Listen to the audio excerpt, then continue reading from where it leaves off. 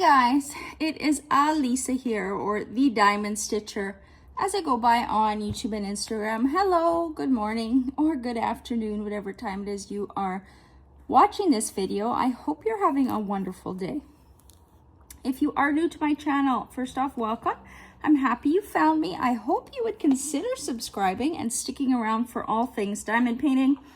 And if you are returning, thank you so much for your continued support. I know you guys and gals have been patiently waiting for a WIP Chat where I update you all, and this is the morning. Now, I diamond paint on the couch. I've set myself up next to the balcony window there, and I hope the lighting is okay. I have my phone filming arm attached to the table, so it may be a little bit rocky, but I think the majority of you usually just listen and don't stare at the screen the entire time. If you do, I'm sorry. Hopefully it doesn't make you like seasick, but if you've ever tried diamond painting on a couch, you know that it's a little bit difficult to get everything set up. And of course I did forget something. I did forget my little book that with all of the dates in it, because I have not updated you guys for, it seems like, a very long time. Now, let me pour some drills in here. I do have two trays that I'm going to be using. This is one I wanted to show you because it's come up in my Facebook group. This is from Firefly Diamond Art. I don't know, there you can see their branding on there and also on the back. This is a Switch Plus, so that's the type of tray this is. Their Switch tray, it has a little spout here. You can kind of see it there. It's shaped like a whistle, and it just pulls out like that. So when you're ready to pour your diamonds out, you pull it out. When you want to pour diamonds into diamond paint, you just flip it like that. That way the diamonds don't get out anyway. So it's got a stopper that's not removable, which is a good thing. You won't lose it. Like I do, and I find this one really handy. When I first got this tray, this spout was very kind of tight, but the more you use it, as you can see, it's pretty loose, but it doesn't like, it won't open on me if I don't want it to open. It still takes me flicking it to open it. But the other neat thing is this little bowl here. It's removable. It's a trash dish, so you can see I popped my finger through the back there. It's a little trash dish. Now, I was worried that if I did put trash drills in this, that when I would pour my diamonds in and out, that these trash drills would also fall out. But they don't seem to, as long as it's not overfilled. So every once in a while, I will pour these trash drills into my little plastic container, which I forgot where I keep the trash drills, usually close by. But I want to show you this tray because a lot of people were asking about it and how good it worked. So let's pour a color of this, and let's use that now. I should also show you what I'm working on. So this is what I'm working on. Halloween Witch by Area Illustration, or Rita Konya. This is one of the Halloween releases that came out a couple weeks ago now. It's a 65 centimeter by 67 centimeter square diamond painting, 48 colors. There are 1, 2, 3 ABs and 1 fairy dust diamond. That's interesting. I'm just thinking, okay, no. For some reason, I was thinking that the number 40, oh, sorry, that's my dog's automatic food dish. Go get your food. Snacks. Snacks. Good girl, Zoe. She's still a little bit apprehensive about that. We decided to get a automatic dog feeder because she has a tendency to bark and wake me up in the morning until I wake up. Could be as early as 3:30 in the morning. Usually it was between 4:30 and 5:30, but I really need sleep because I'm sick, so I need sleep. The more sleep, the better, right? The body actually can't repair itself if we don't get sleep. So we decided to take a plunge and purchase one, and we've set it to 3 meals a day. So her first meal's at 4:30, and it's working, you guys. She's not barking to wake me up anymore, and it's absolutely heaven. And then we decided to split her food up during the day so she gets a few little, I call them snacks, instead of just 2 big meals, because she is a tiny dog. And she should be eating more meals in smaller quantity rather than like 2 large meals. But 10:30 is one of her snack times. So sorry about that. Where was I? Yeah, last night, for some reason, I thought I had 2 fairy dust drills in here, but it's just the one. It's been lovely to work on. There's a lot of the same hues, which I usually try and stay away from, actually. Paintings with a lot of dark in it, because it's just not as happy for me. But I'm now getting to the pumpkins, which are all orange and green, so that's good. Now where was I? Oh yeah, I was gonna look and see. So this is a piece of paper. I copy the sticker sheet, or if I forget, I email Diamond Art Club and ask them for it. I like having it handy instead of having to rely on the legend on my canvas, because the way I'm sitting, like the legend, you can see it's cut off here, and then even on the bottom, it's on the other side, it's cut off too. So I like having a paper one handy. I just find it a lot easier than finagling the canvas on this kind of table on a couch. Is just, if you have never tried diamond painting on a couch, it's not easy, you guys. So here we go. This is how nicely they shake out. Now, I like these for a few reasons. One, look how nicely they line up those drills. Absolutely amazing. The walls are higher, so if you overfill it, you're not going to be spilling them. And I always tend to get my trays in a silk filament. I find the silk, it's a little bit more slippery with the diamond, so I find it easier to pour in and out that way. So whenever I can buy a silk, I usually go for the silk. So that's a little hack. Any kind of tray that has sparkly colors in it, sometimes that sparkle can actually inhibit the diamonds from sliding nicely. Another little hack or tip. So I tend to go with silk if I can. But I thought I would use this for a bit so you guys can see. I know there was quite a few Canadians interested in Firefly Diamond Art this past week. I do have a couple trays from them. Actually, we are going to see some of their trays and giveaways for my winter diamond painting event, because I decided to buy a few different ones and put them in prize packs. So those ones are for me. And then I also did reach out to the owners, Emily and Matt, I believe it is, husband and wife, and ask if they did want to sponsor as well. So they agreed to sponsor the event. They will be offering one of their Christmas tree designs, as well, I believe, as a discount code. So if you are looking to purchase from Firefly, you might want to wait for the event. That way you can take advantage of their discount code that they're giving us for the event. And yeah, head over to their Facebook group though, because they do have some Christmas designs. They have 3. I'm trying to remember what they are. I know one is like a mint green colored tray with like a red truck on it. Another one, the one they're donating, is the Santa gnomes that say ho ho ho. And then what was the other tray?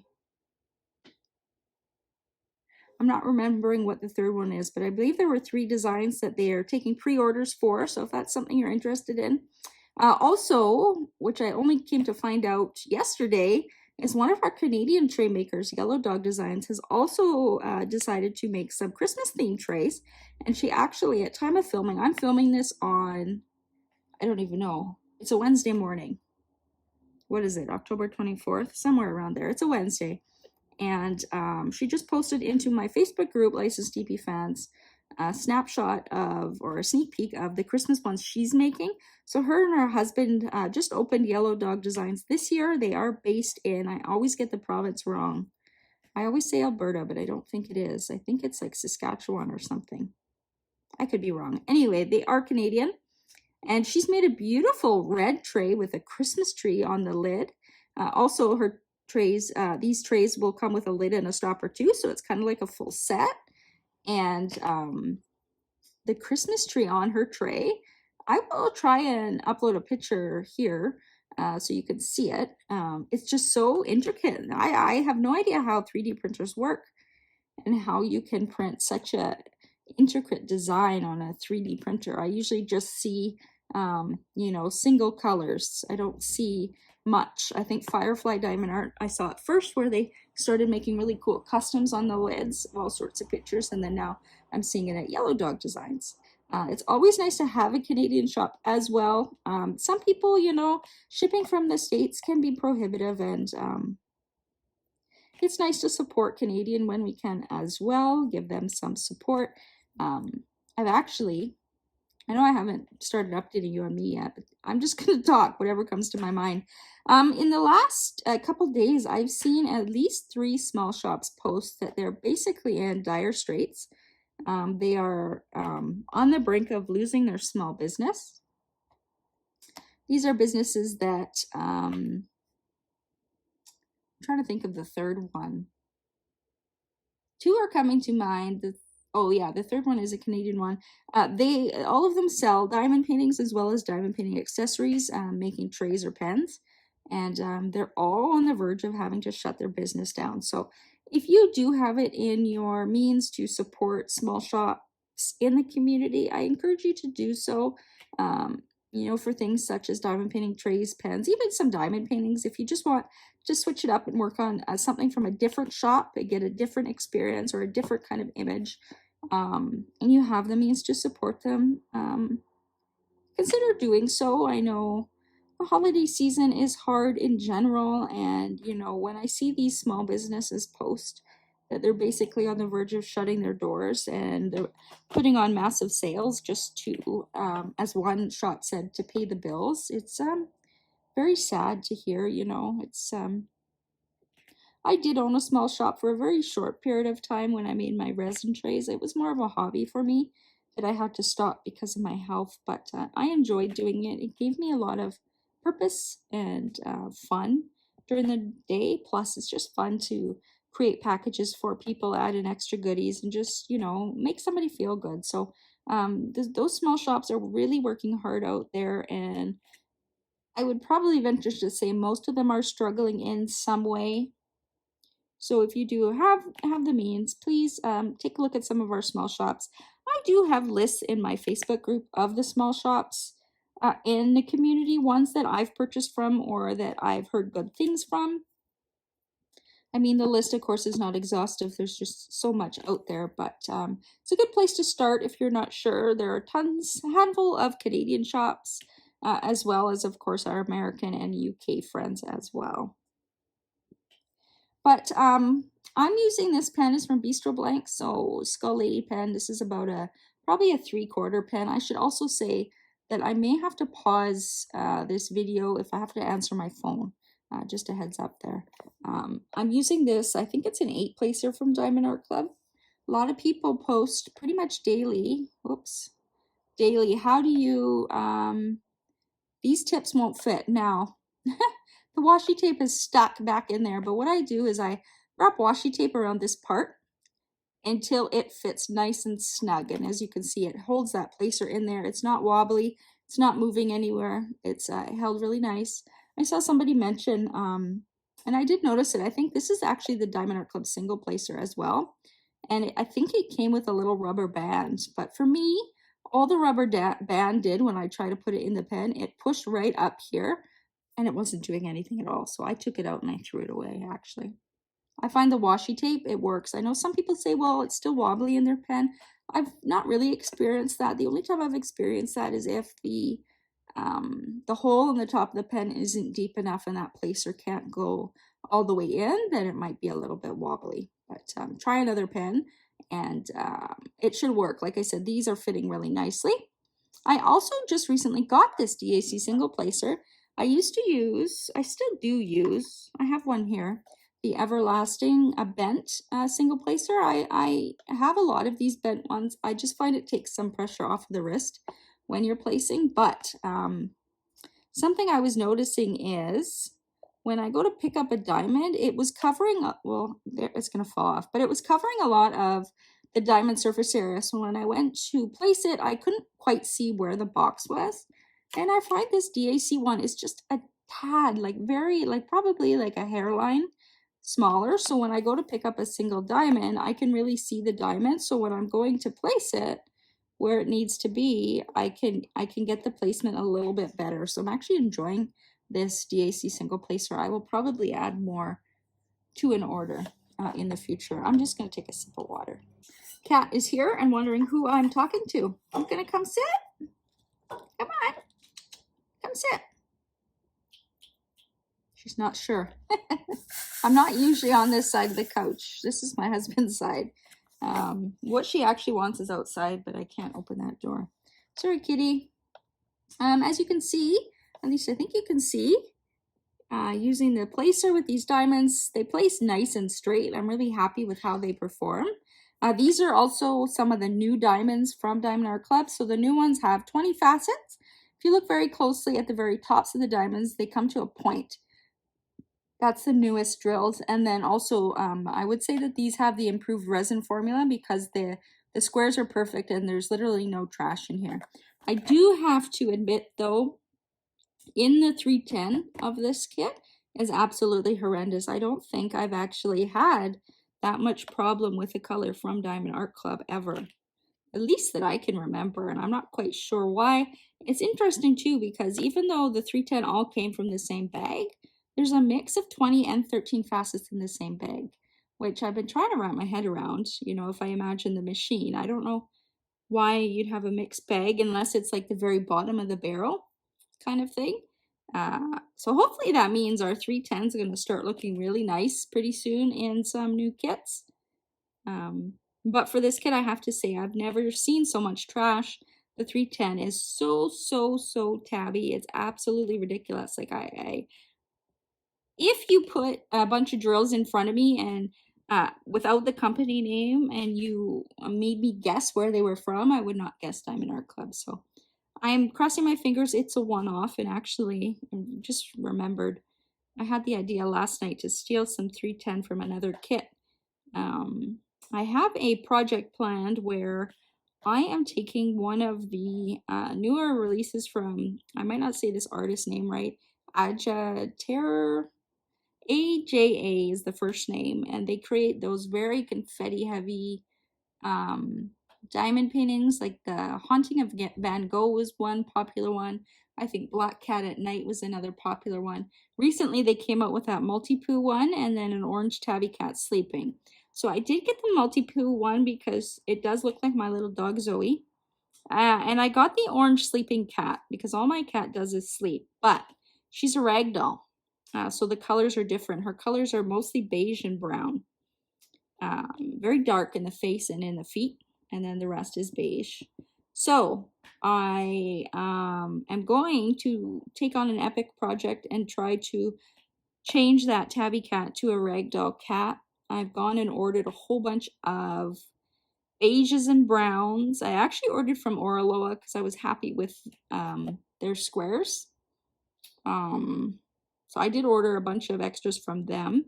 I would have ordered from Diamond Art Club, but they don't sell drills. But I did actually buy a kit from, it's an Ens Guerrero's kit called, I think it's Lunam Pie something. Lunam, the first part of the name of the canvas is Lunam.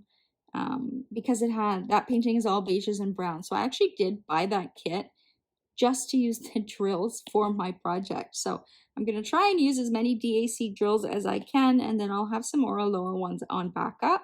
But that's going to be an epic project, and I'm also, believe it or not, I did buy 2 of the multi-poo paintings because I want to create that sky in that one. I'll try and post pictures of now what I'm talking about, but in the multi-poo one, painted in is a beautiful sky with all sorts of beautiful colors. The sleeping tabby cat doesn't have that, but because I want them to be kind of companion pieces, because my cat and dog have been together since they were both babies, and they've got a really nice bond. And I you know, when I saw those 2 paintings, I thought for sure that would be a perfect kind of memorial piece in the future that I would want. And I'm crossing my fingers that Diamond Art Club does release one of this artist's kind of ragdoll or Siamese looking cats. And maybe that will be good, but I'm really excited for this project because I'm going to make the sky the same so that they essentially match. So I did buy 2 of the multi-poo paintings so I could use those drills in the sky so that hopefully the colors match, right? Because, you know, if you buy drills from different shops, dye lots can change and things like that. So I did do that. I did use my points for that. So essentially I got it for free. But I might take the 310, the whole reason I started on this tangent, I might take the 310 from that kit and try using it in here if it's any better.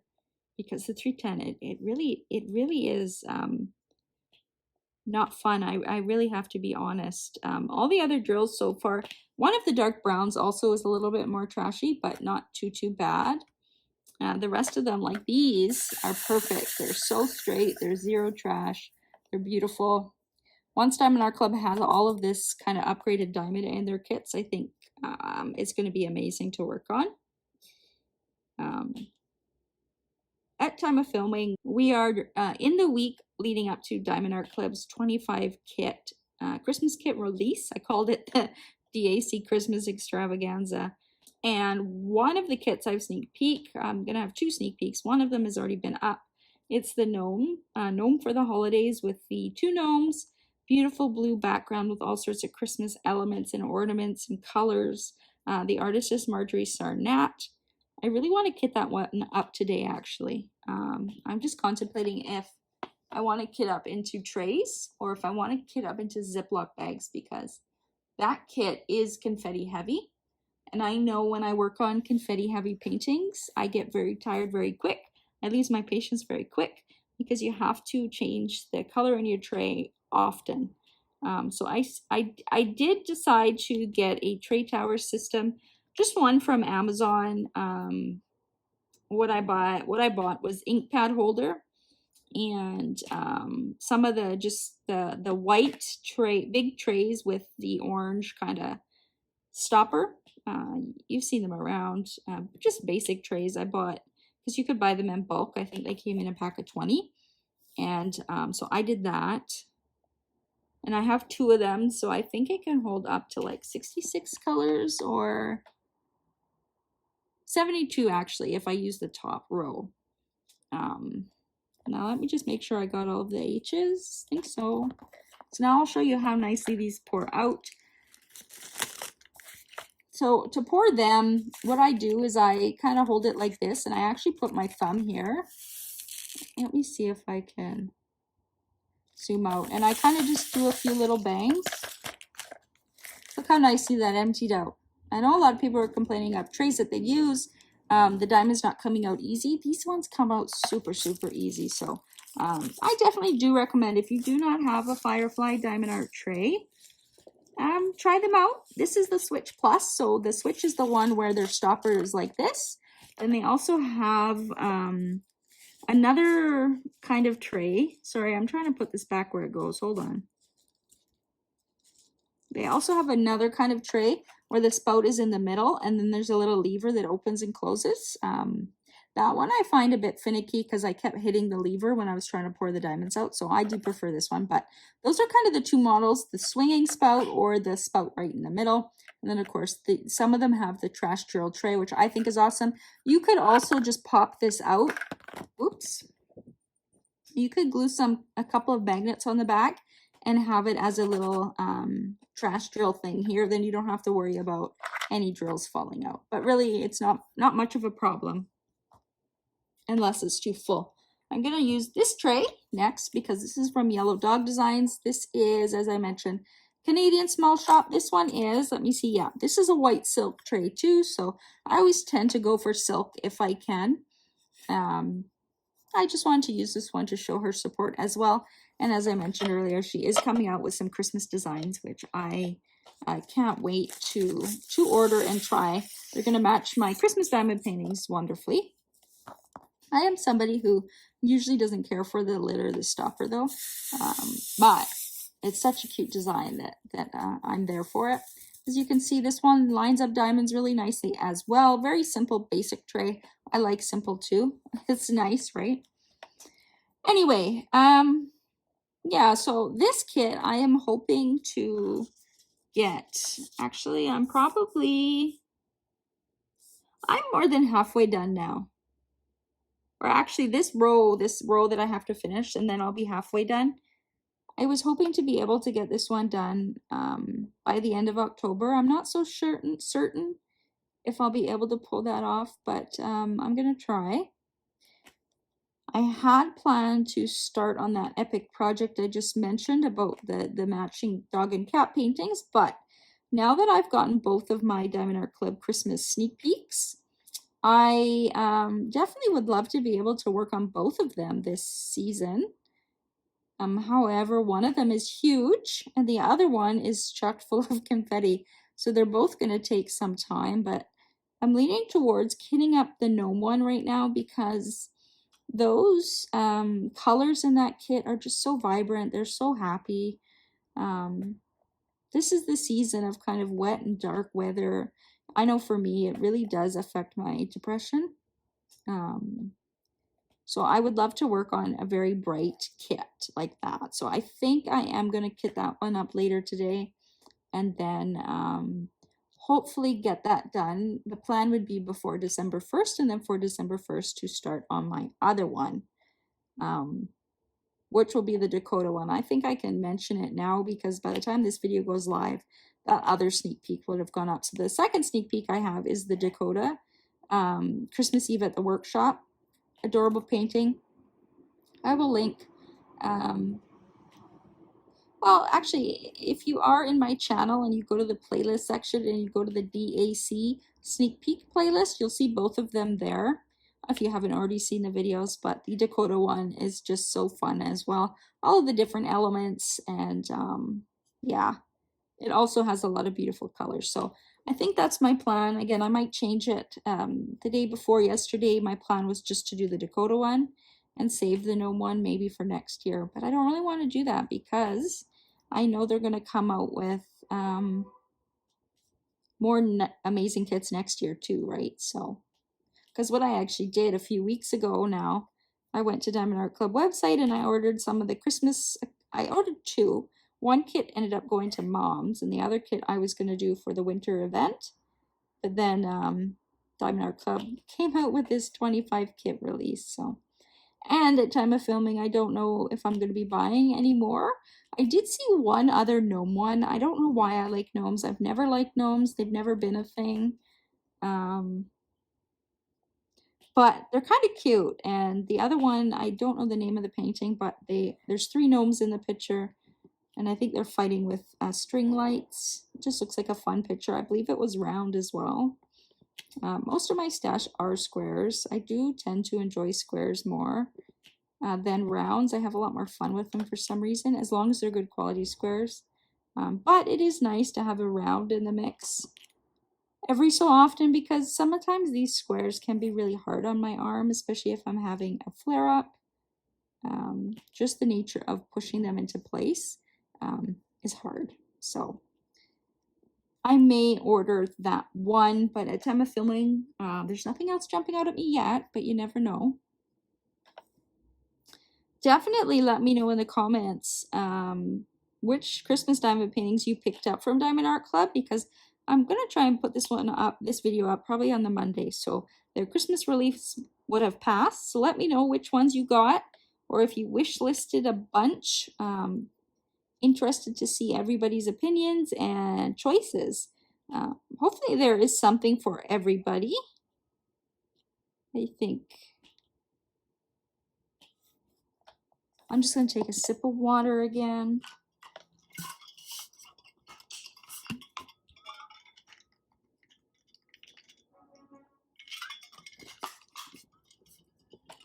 Now my husband's gone. He left about half an hour ago, maybe longer. He is going to pick up his brand new car. He did not need a brand new car, but he deserves it for everything we've been through the last few years. His car, he had a Honda Civic. It was, I think, a 2015. And it was the models just before all of the fancy electric upgrades, like the Wi-Fi and the Apple Play or CarPlay and wireless charging and all that, navigation, all that stuff. So he's been wanting a new car for a while, and a Mazda 3 Sport, which is a little hatchback one. So we decided to go ahead and trade his car in. It took about a month and a half for them to make the car or get it shipped, because he wanted a specific color and such. So it didn't take too long at all. There is still, I guess, a chip shortage from the you-know-what. But we were expecting to wait a lot longer, and it was about a month. So he's going to pick that up. I should be with him because he doesn't do very good with big decisions. Like he doesn't listen. He doesn't pay attention, you know. So he could be signing his life away and he would just be shaking his head yes. So a little nervous about that, but I think when we actually went to the dealership and initiated the purchase of the car. All the important stuff was done that day. But my ringer is on, because if there's any decisions or bills or anything, he's got to call me first and tell me what's up, for a second opinion. But hopefully it's very simple and straightforward. I didn't want to go because, as you know, I've been struggling lately, and I actually just had more injections yesterday, and if I don't rest the next day, I can be in an awful flare up of pain, and I really don't want to go through that again. I just went through that with my neck and then my arm before that. It's like I'm in a constant flare up. But I know a lot of you have been asking for updates. I did have the intention to film like 3 WIP and chats this month, have them up during the event. But you know, I was really struggling there for the first 3 weeks of October. My health just got difficult, and probably has something to do with the weather change, the change in seasons. When the weather changes to the cold, the pressure in the atmosphere changes, and it does affect a lot of chronic conditions. So my body usually gets used to it, but it does take like an adjustment period of a few weeks sometimes. And when it's constantly switching between cold and hot, my body doesn't have the chance to get used to it, right? So this past week, it's been pretty chilly consistently, which is good. So my body is feeling a little more stable, not so kind of labile, you know? Part of the reason my body struggles so much is because I deal with automatic neuropathy, or dysautonomia, meaning that my nervous system that controls automatic functions for any human, so breathing, heart rate, blood pressure, digestion, anything like that, that's an automatic function of our body. We don't have to put thought into it, it just happens. That part of my nervous system is broken. Think of it like nerve damage people get from diabetes in their legs. The same thing happens with my automatic nerve center functioning place, and I don't know, probably in the brain. We're not entirely sure why. It could have been the you-know-what. It could have been the injection for the you-know-what, or it could have been related to the nerve damage I have where I have it in my arm and my neck, because the nerve damage around there involves the phrenic nerve and the vagus nerve. Both nerves are very important, but vagal nerve is important in automatic functioning. So if that's damaged at all, that could be why I had developed automatic neuropathy or dysautonomia. But I also might have had the you-know-what around the time that those symptoms actually happened, when you look back in hindsight. And so we're not entirely sure, because at that time they were no longer testing. Our country had run out of test kits, and they were just telling people to assume they had it if they felt sick. So I didn't get super sick, but at the time, a colleague in my workplace, and we worked in a small office, did get it, and her symptoms were more GI, and I was off that week with kind of GI symptoms as well. So very possible that could be why. We're not 100% sure. There's no kind of testing that can 100% determine what was the initiating factor, but nevertheless, I deal with this, and it is very debilitating. Some days I don't function very well. It affects big time my breathing and my heart rate. So I often feel very short of breath. I get winded very easily. And my heart rate, I also need a medication to keep my heart rate low. Otherwise, it just goes way too fast. But even though that medication helps with the heart rate, I still feel the effects of this automatic neuropathy. So I still feel extremely worn down with zero energy. If you're part of the chronic illness community, you've heard of the spoon theory, where, say, my husband, who is normal and healthy, has 10 spoons every day to spread out throughout the day.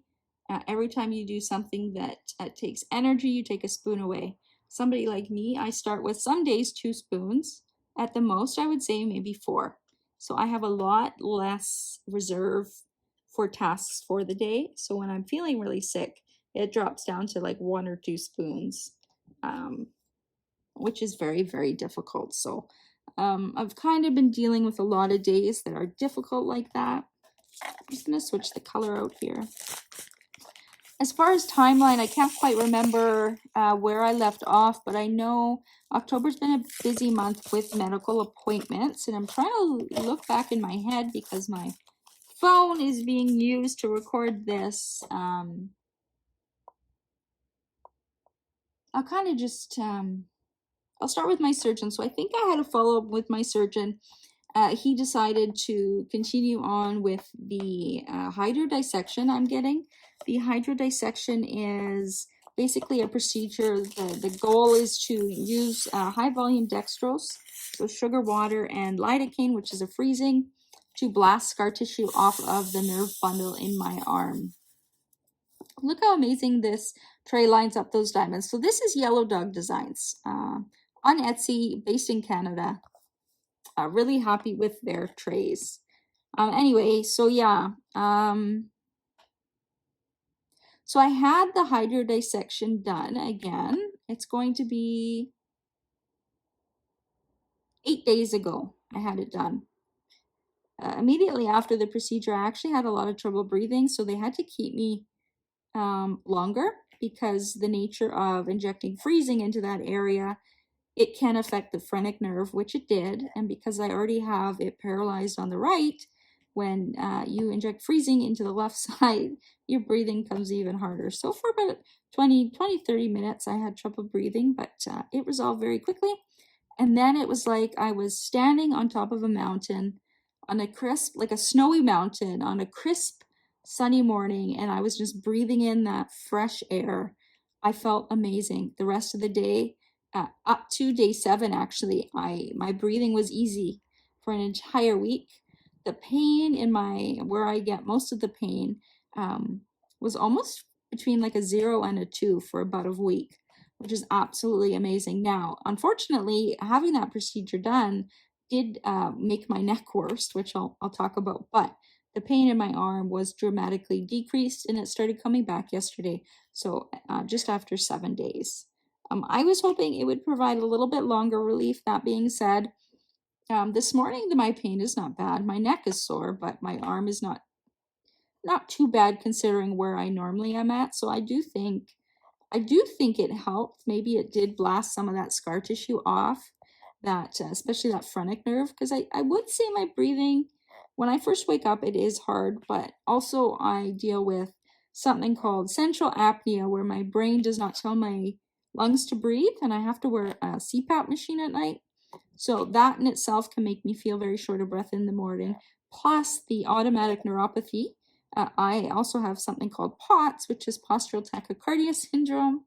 Basically allergic to gravity. The body doesn't know how to acclimatize itself to gravity. So when I wake up, it does take my body like 4 to 5 hours to wake up, to acclimatize for medication, especially my heart medication, to work and make me feel better. So generally the mornings are harder anyway.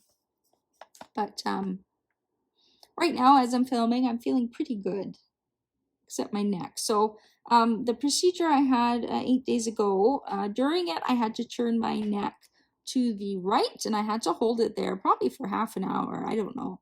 I didn't time them, but until the procedure was done, because the hydrodissection they had to do on the right side, or sorry, the left side, and they needed my head turned a certain way to make it easier. And they used an ultrasound machine, of course, to visualize everything and such. But I guess the nature of having my neck in that position for too long, when I woke up the next morning, it felt like I herniated a disc again. I was in tears, and it lasted about 5 days. So while I had pain relief on my left side from that hydrodissection, my neck was significantly worse. And I had a couple days there with 10 out of 10 pain. Almost went to emergency, but I know there's never anything they can do. What I would have liked is had them expedite my MRI. I am waiting for a neck MRI and also an kind of shoulder MRI. My neck one, we want to see if the issue is the herniated disc in there, and if it's gotten worse, and if it's become a surgical issue, because I'm kind of at the point where nothing helps when it's flared up. And I know with my first herniated disc, the doctor said that the part of the disc that was supposed to be gel actually calcified in me. So that means it formed basically like a big hard lump or rock is what I describe it as. And that's exactly what this feels like. It feels like there's a rock stuck between two of my vertebrae in my neck. I can't kind of keep my neck up. It's always tilted to the left because if I try to move it to the right, it just, you can feel it exactly. If you visualize a rock between two discs is exactly what it feels like. So I am waiting for that MRI. Downside to Canadian healthcare are wait times. Probably a year ago, MRIs, the wait was about 3 months. But for some reason, it's come to a standstill. And my doctor said she ordered an urgent MRI on in May, only just got it last week. So that tells you how shitty our healthcare system can be. I know that for MRIs, we do have at least one private clinic. We probably have more in Vancouver. An MRI of the neck, where I've had mine done before, would cost just over $700 out of pocket. That's Canadian, to get it done privately. It's not something that I really want to pay for. So I am going to wait, but I'm hoping that the surgeon can expedite it a little bit. And my other doctor also gave me a new medication to try when it gets really bad. It's anti-inflammatory medication, but it's an injection. Because my husband and I are both nurses, we can do the injection. So that is something I'm going to fill and have on hand. So next time my neck gets out of control, we can try knocking it out like that, because that's the hardest part. I think some of my pain syndromes, when they are activated, I do get almost like PTSD symptoms. You know, the panic, if you look up symptoms of PTSD, you know, for something like my neck, when it gets really bad, I exhibit those symptoms. So, you know, medical trauma is real. There are a lot of people who do have medical PTSD. It is a thing, and I'm noticing it more. The more time that passes, that it is a thing that I guess I deal with as well. So I had that done. What else did I have done? I had another nerve block done on we'll say my ribs on the left side. In my left arm, the problem is the brachial plexus, which is a bundle of nerves that exits the neck, goes down into the arm. Mine is injured. I've had 1, 2, 3 surgeries. No, 1, 2, 4 surgeries on that. Since probably 2020, and the problem right now is pretty certain. The fact that hydrodissection procedure gave me so much relief, it's pretty certain that my issue is scar tissue, and I will need the scar tissue taken out. But this time they would wrap those nerves in some kind of protection, whether it's like a implantable device, not device, but like something like mesh or something, I don't know. Or they actually take fat from another area on your body and wrap your nerves in it, just to prevent that scar tissue from adhering directly on the nerves. That's kind of the surgery I'm waiting for, but we can't proceed until my diaphragm is healed. So I did get another intercostal nerve block to try and help with some of that pain. Initially, I didn't think it worked as good as the first time I had it done, which actually is quite common, because when you have the very first procedure done, like I remember it, the relief was astounding. Like I went from saying 10 out of 10 pain to 0 out of 10 pain. This second time though, I didn't notice such a drastic effect. The first time it really made my breathing easier. This time I didn't notice it as much. So whether or not that one is something I'm going to continue, I'm not certain.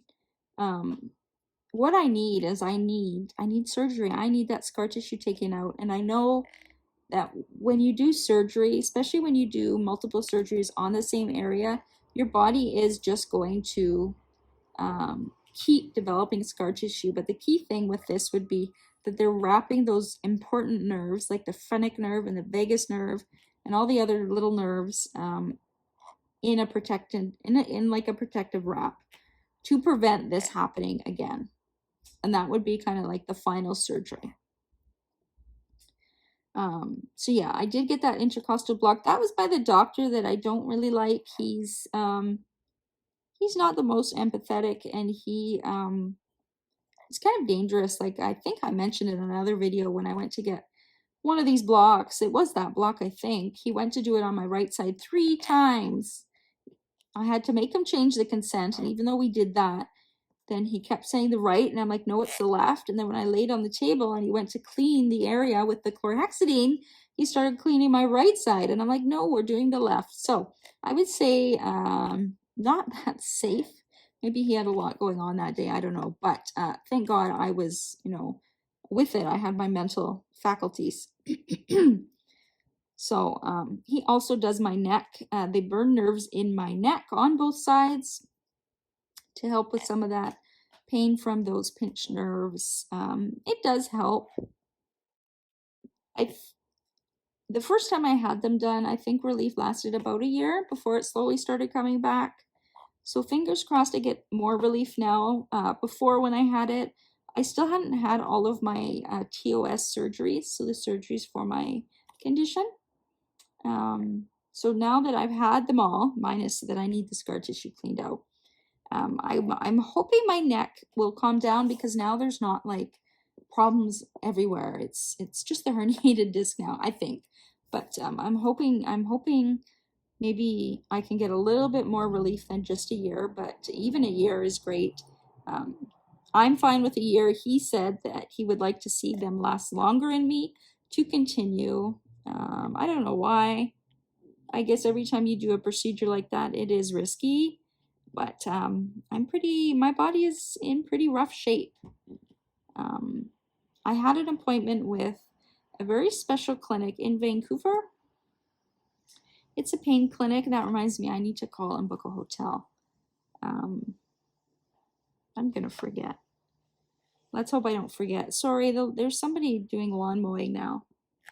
Let me see if I can close the door.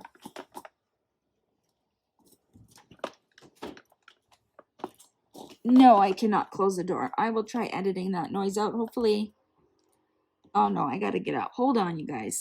I gotta close. Okay, door closed.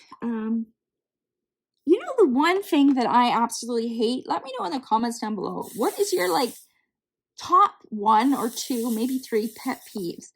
I have become very sensitive to sounds now, especially this dang lawnmower, because I swear they have it on all darn day. We live in an area that has a townhouse complex and apartment complexes, and so they have like those landscaping services, but I swear that they lawnmower all day. The other day I was so mad. My husband keeps wanting to open for fresh air, and I'm like, not until the lawnmowers are gone. I just can't stand that noise. Anyway, where was I? I think I was talking about St. Paul's. It's a specialized pain clinic. Very, very, very, very, very, very hard to get into. Luckily, I have an amazing physiatrist.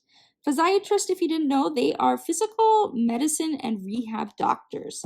So they're basically, I don't want to say like physio because they're actually a doctor, but they deal with conditions like that, or functional conditions like MS or ALS, Lou Gehrig's, anything like that. They also deal with people like me with thoracic outlet syndrome, anything with physical injuries. And she has been a godsend in every aspect of my life. Without her, I honestly don't know how I would have stayed strong for so long, because she is such a great advocate and just such an amazing doctor. And she worked her magic, and she got me into this pain clinic. I was accepted early this year, but I didn't get my appointment till October. So I had it last week. I think it was last week, maybe a little longer. But anyways, I was seen there, and this doctor was so amazing. It's the first time I've met that one. She's reviewing my history, and she's just shaking her head. Can't believe all that's wrong with me at such a young age and how disabled I am from it all, and just totally validated everything, which is amazing. And guys, there is hope. So we're going to try a few things. Because I have widespread nerve damage and nerve pain, I cannot take typical pain medications you might have heard, like gabapentin or Lyrica are common pain medications for nerve damage, nerve pain. I can't take them anymore because, one, they cause me to gain an excessive amount of weight, and two, they really affect my central apnea. So they make my breathing, I stop breathing a lot more when I'm on them. So it's not safe for me to take them. So instead, we're going to try something called a lidocaine infusion. Lidocaine, I've mentioned before, is a freezing. I do get lidocaine injections all over my head, my neck, my shoulders, my arm every 6 weeks for pain relief, and they do work, so I do respond to it. So we're going to try an IV infusion, and I have to go in December, which is why I need to book a hotel, because I live about an hour, probably a little more than an hour outside of the big city, and I have to be there at 6:30 in the morning, and rush hour is going to be crazy. The hydrodissection procedure I had to do, we had to drive a typical 45-minute drive, took over an hour to get there, and the rush hour was crazy because there was an accident. That's the other thing, there's always accidents. So we have decided that we are going to stay in downtown Vancouver the night before so that we can just walk to the hospital, avoid traffic, avoid the commute that early in the morning and the stress and frustration, because that would be my second time going to that hospital, and it's absolutely crazy to try to find where you need to go, especially to find parking. We used to live in Vancouver. Thank God we've since moved, but it's just a very busy, bustling city. Yeah, so we're gonna do that. But yeah, in December, the first week of December, I will get my first infusion. So the infusion will be in the hospital. I think she said it goes over a couple hours. Won't be there for 4 hours in total. And if that infusion works, then what she's going to do is she's going to have me come back and we are going to do at-home infusions. I'm not entirely sure what that's going to look like, except it's a subcutaneous infusion. So instead of directly into the vein, they do it into the fat. And medication that way is absorbed more slowly, a little longer lasting than IV. IV medication is usually very short acting because the blood takes it right to where it needs to go and the body processes that. But if you do it sub-Q, it takes a little longer for the body to do that. So, and apparently I go home with, it looks like a baby bottle with this medication in it. I didn't ask so many questions on like how it works and everything, because really we need the IV infusion first to see if it will even work. So that's kind of the limited knowledge I know about it, but I'm excited. I hope that works, because the other thing that they will try, if the lidocaine doesn't work, they will try something called ketamine, which is a anesthetic. It's used in chronic pain conditions as well as some mental health, I believe. Treatment-resistant depression it can be used for, I believe, in small doses, but for pain as well. And it is a lot harsher on the body, though, in terms of side effects or risks. You really need a good liver and good kidneys. It's very hard on the body. So if the lidocaine works, that would be an overall safer option. I've asked around different support groups on Facebook. Lots of people do the ketamine. I haven't seen so much about lidocaine. I did have a couple people respond to saying that they did try lidocaine first and it didn't work for them, so they needed the ketamine. But fingers crossed the lidocaine is enough. I think the theory is doing these infusions would be safer than the procedures, the nerve blocks and all that kind of stuff. So if we can get it managed with a medication instead, it probably would be overall safer. The ultimate goal, though, is something called a spinal cord stimulator. Let me get another color here. So the kind of final thing would be the spinal cord stimulator. It's a little device that actually surgically implanted in my body with like leads, little wires going to areas where the problem is, so where the nerve damage is. And this little device, I think they usually fit it in like your stomach, not your actual stomach, but your abdomen or around the back. Where there's some room, extra fatty room. Some of them are charging, some of them last so many years and then they need to be replaced, like the battery pack needs to be replaced.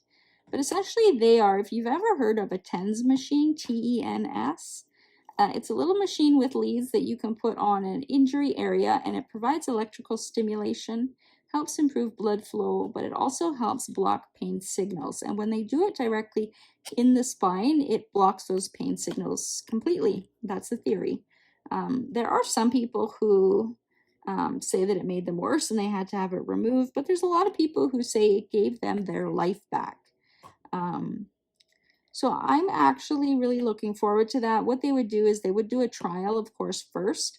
I'm not sure how they do it in Canada, but it would probably be in for a few days at least to see, play with the settings, see if it's something that takes enough of the pain away that it would be worth the risks of having it, right?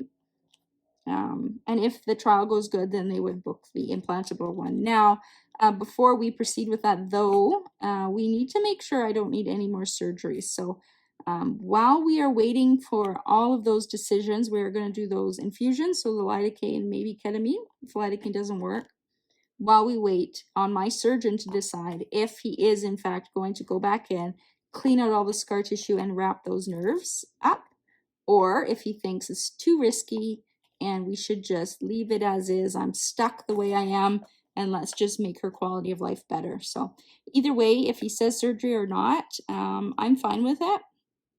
If this little device can manage things and improve my quality of life, that's my big thing. Bring my pain to a manageable level that I actually can function.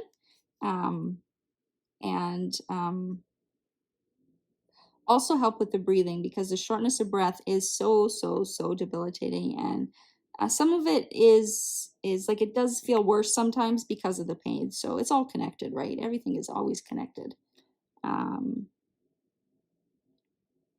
Yeah, so there is hope. I'm feeling hopeful. I'm not feeling so hopeless.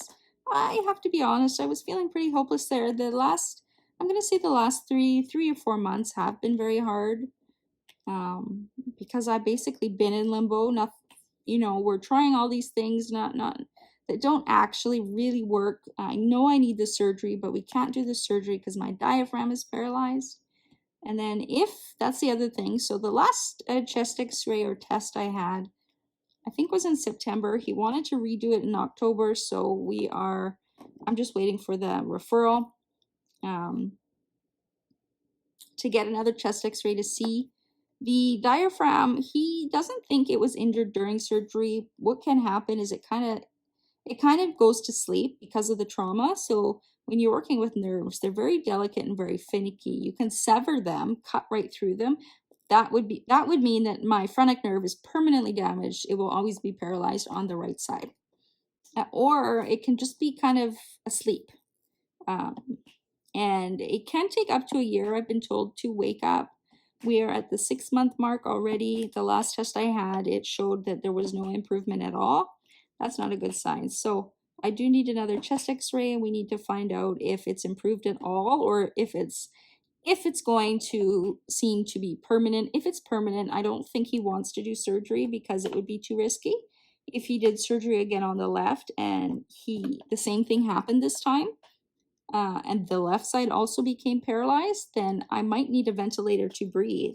That would mean I would need a trach, if you've ever heard of a tracheostomy, to breathe, which is crazy, right? So it all everything right now is dependent on if that phrenic nerve heals on my right. If it heals, then we need to decide if the surgery, the risks outweigh the benefits outweigh the risks, and if surgery is a no-go, then we can proceed with the spinal cord stimulator. If he does want to do surgery and we just have to wait, then we have to wait, and hopefully the infusions can help me in the meantime. So that's kind of the update that I've been promising you guys. I'm trying to think, was there anything else in there? I feel like October has been very busy for appointments. But I think that's the major stuff. I probably forgot something. If I do, there's always more WIP chats. I have been struggling finding the energy to film these WIP chats. often I feel too sick. I get very short of breath often, and I just don't, when I'm feeling that way, very breathless, it's really hard for me to talk. And I'm finding when I'm doing like my sneak peeks, once I hit kind of the halfway mark, I get very winded. And one of the last ones, I almost passed out. I had to sit down and continue that way. Um, so yeah, things have been a little bit more difficult, but with the procedures I've gotten this month, the pain is a little bit better for the most part, as long as I don't overuse things. That's the key. I still don't function like a normal person because I really need to modify what I do to avoid pain crises. So yes, my husband is out getting that new car. What time is it? Oh, he should be at the dealership already. He's very excited. I let him, I should say I let him. We decided together that he could kind of get a few upgrades. You know, men will be men. He wanted a specific blue color on the paint. It's going to be really nice. And then he also really wanted black tire rims. That is a bit ridiculous, but you know what? He's been amazing during my entire journey. I mean, we basically got married and then I got sick. So any kind of life we had envisioned, like we had this 5-year plan and starting a family, everything has been put on hold or canceled. So I told him he just has to work a few overtime and you can get your black tires. So he will be doing that. But excited. He's been wanting a new car for a long time, and I still have my car. I very rarely drive it, maybe twice a month at most. Usually just to a local church if I want to go hang out with the women there. Usually if I have to do like a small grocery store run, I take my power wheelchair and I zip over to IGA or Shoppers, a few things close to us. So it's a lot easier for me to drive a wheelchair rather than the car, because I can't really move my neck and or use my arms. So short distances I can manage, but it often leads me into a lot of pain after. I mean, even being a passenger in a car is a lot for me, and sometimes I have to wear a neck brace and all that stuff. So I haven't decided yet. I kind of toyed with the idea of trading my car in at the same time. That way we wouldn't have a large car loan. But for now, we're going to keep my car because there is some hope if some of these procedures that they're going to do on me fix me a little bit more, that I could be a little bit more functional in terms of maybe doing some of the grocery shopping. That would take a huge load off of my husband's shoulders. So we're going to hold on to my car because it is fully paid for. And there's nothing wrong with it. It's new. It's like a 2021, I think. So we're going to hold on to it for a little bit at least. If I can get my function back and resume somewhat of a normal life, like I said, like grocery shopping, then that will be great. But yeah, I'm so limited. I am loving this pumpkin coming together here. I think they do such a good job at blending the colors. I absolutely love diamond paintings that have hand charting in them. I think every diamond painting should have hand charting, to be honest. It just totally cleans up an image. It gets rid of unnecessary confetti. And, you know, I don't want to have to stand 20 feet back and squint to be able to tell what some element is in a diamond painting. I want to just be able to look at it from a closer distance and be able to see, oh, that's a pumpkin, or oh, that's a lady, you know. So loving this, loving their new drills. As I said, the Christmas sneak peeks I've done, I'm pretty certain most of the bags of diamonds, if not all of them, have the new facets, the new resin and everything. And in that case, I think it's going to be amazing to work on. They're going to fit together so nicely. I'm hoping that I'll be able to finish this before the end of October, though I'm not entirely certain. Sometimes when I get to that halfway mark, I get a little bit bored, especially if the colors are very kind of the same.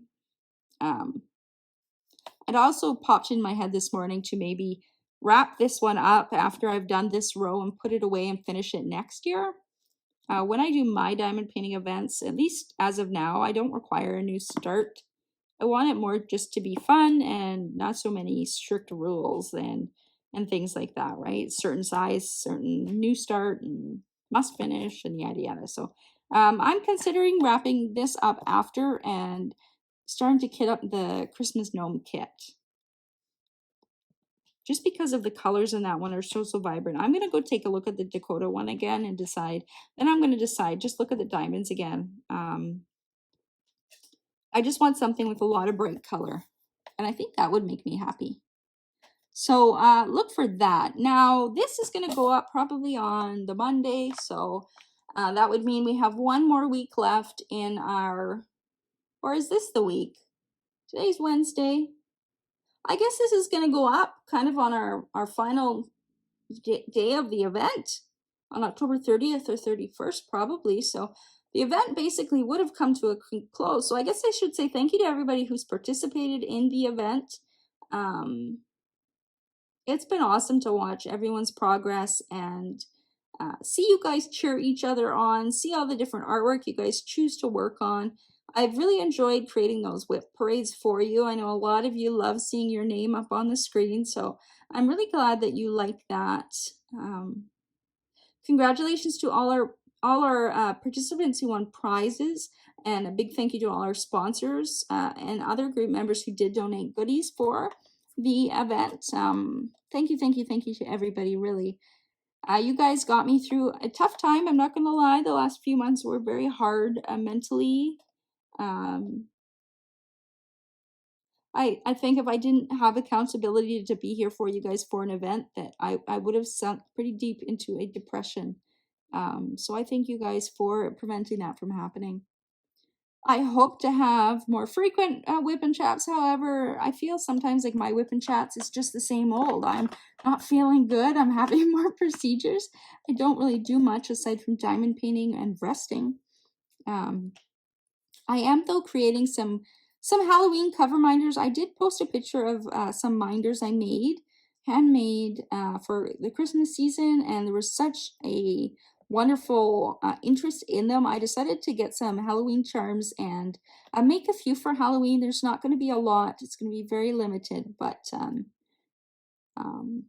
I thought I might as well make some while we're still in kind of Halloween season. So watch for that. More info on that probably in the Facebook group before I do post those for sale. But I'm having a lot of fun making them from scratch, from painting the pieces to picking the charms and adding all of the bling and special things around them. It's been a lot of fun when I need a break from my diamond painting to go and do that instead. So I'm feeling hopeful, kind of feeling happy. Yeah, I hope everybody's doing well. Let me know in the comments how you're doing. I know some of you have also had surgeries recently or have developed conditions and you haven't been feeling well. Let me know if you're okay in the comment section, what you've been up to. Because October is coming to an end, let me know for November. Are there any diamond painting events you are participating in? I think I'm going to take November off and probably either finish this one or start a Christmas one early.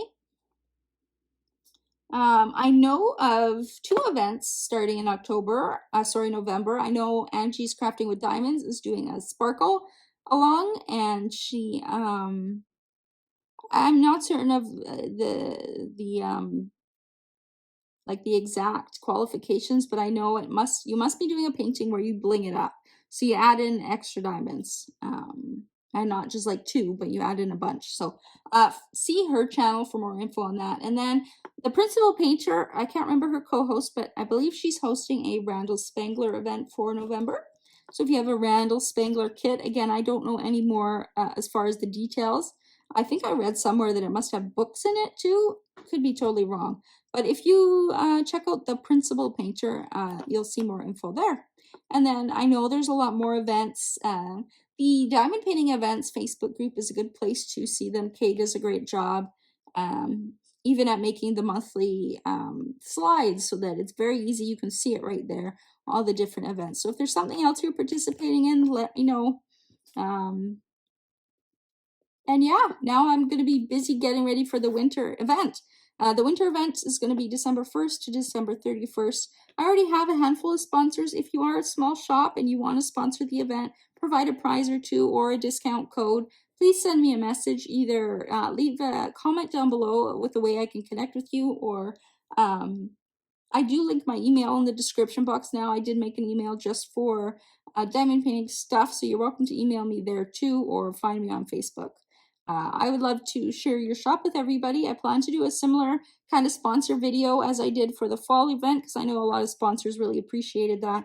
So health permitting, I plan the same thing. And then I have put together 6 or 8 prize packs. I think there might be 8 prize packs.